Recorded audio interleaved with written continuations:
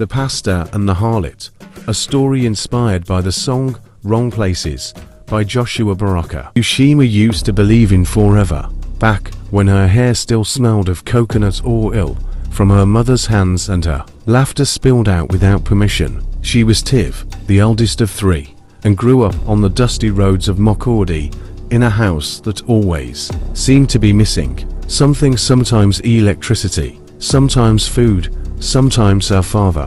When her father finally left for good, walking away with a suitcase and another woman, her mother's health followed him out the door. At 17, Ushima dropped out of school to care for her mother and her siblings. Two jobs barely kept the shadows away. Medical bills piled up like an unending storm. The first man who told her she was beautiful also told her he could help her if she helped him. She didn't say yes because she wanted to. She said yes because it was either that or starvation, either that or letting her siblings' schooling end, either that or watching her mother's body break under illness with no medicine.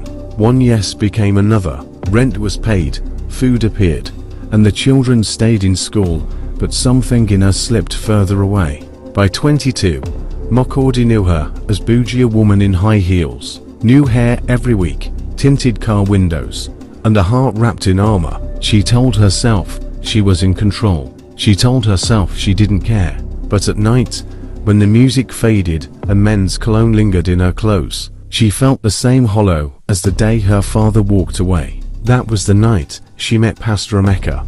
It wasn't in church, it was outside a late-night bar in Abuja. The rain-slick streets glowed under dim yellow streetlights, and Boojee leaned against a wall, cigarette burning low between her fingers. Pastor Emeka was walking back from a night vigil, Bible under his arm, collar damp from the drizzle. He had a habit, some called it a weakness, of stopping to speak to women on the street, not to judge, but to plant seeds. Something about her made him pause. Maybe it was the way she looked him in the eye without flinching. Maybe it was how the rain slid down her skin without her noticing. He stepped closer, held his transparent umbrella over her, and said quietly, "I'll pay for your time." She smirked, thinking she'd met yet another hypocrite. At his modest apartment, she kicked off her heels and said, "Let's get on with this. Time is money."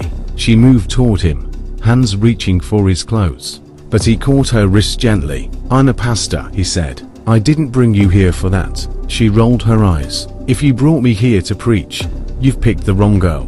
"I won't preach," he replied softly, "but I will listen. The Spirit led me to you, Boojee. Give me a chance to be here for you. I don't need saving, especially not from some church hypocrite. I'm no hypocrite. I understand if you're not ready to talk now, but know this: whenever you need me, I'll listen, even if what you say breaks my heart, even if it costs me. At the end of it all, I just hope I can save you." Most men vanished after one night. Emeka didn't. He checked on her mother. He asked if she'd eaten. He brought tea when she was sick. She tested him with sharp words, sarcasm, and silence, but he didn't flinch. He told himself it was ministry. But truth be told, her voice had begun to creep into his prayers, not as a soul to save, but as someone he didn't want to lose. It started small. A call at 2 a.m. because she was lonely. Another when her heel snapped outside a club. He always came. Then came the whispers. Someone saw him drop her off at dawn. Another claimed they saw them holding hands. The church elders summoned him. "You're bringing shame on this house. Cut her off." But Emeka shook his head. "If God gave me one soul to fight for, I won't let go." One night, after rescuing her from a violent client, she poured him a drink. One drink became two. Then she kissed him. They didn't speak of it the next morning, but something shifted, something dangerous. Emeka began covering for her, lying to men who came looking, stepping into her chaos. Sometimes he even joined her in the smaller vices. If it keeps her close enough to reach, he told himself, it's worth it. It ended, or maybe began, with blood on her lips and bruises along her ribs. A client had beaten her badly enough to send her to the hospital. Emeka never left her bedside.